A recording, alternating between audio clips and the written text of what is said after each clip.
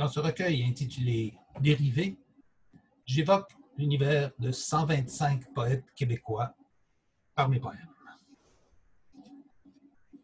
Alors, je donne quelques exemples. Ma langue est d'Amérique, je suis né de ce paysage, Gatien Lapointe. Langue, terme bifide, à lécher pour goûter ou aimer, mais encore pour parler ou écrire, la salive ou les mots emmêlés, en 6 lettres, ambiguës et précises, pour un homme, pour une femme, pour un peuple, et puis d'autres, pour savourer, pour embrasser les saveurs et les corps, avec langueur, absorbant les délices, les amours, comme des ogres qui te mangent le cœur, autres mots dédoublés, égarés, à pomper le sang, à figurer l'âme, sablier de la poitrine et symbole de l'éros, qui hérissent les cils de l'extase, comme un poil sur la langue, empêchant le bien-dire, l'unicité d'un être et de tous ses semblables, tâchant de saisir et de transmettre dans leurs sons, dans leurs lettres, leurs syllabes secrètes et diverses, ce qui fait que l'on sente ce qui nous encercle et ce qui nous enserre, en ce corps, en ce monde, en ce laps de souffle au cœur éperdu et perdu entre le premier mot et le pari de ne pas mourir.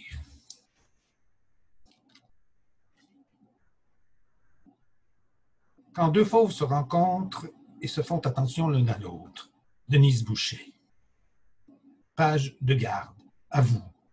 Guérite du livre, grand ouvert, comme les bras d'une femme, fée assoiffée, qui aimerait aimer ou qui aime en toutes lettres, elle ou elle.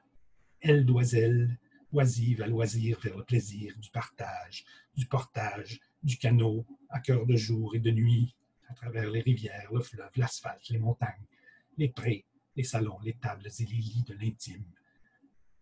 Donner d'une à un, vice-versa, et encore, dans l'instant éternel d'unité permanente, double et simple, de l'amour, miracle ordinaire, grandeur nature, quotidien, permanent, grandissant, vers les signes insoupçonnés que les mots ne savent dire, sur le drap de la page étendu, distendu, sur la corde à linge de la vie, où se pendre chacun au cou de l'autre, à bras-le-corps, à en perdre pied et tête à la fois.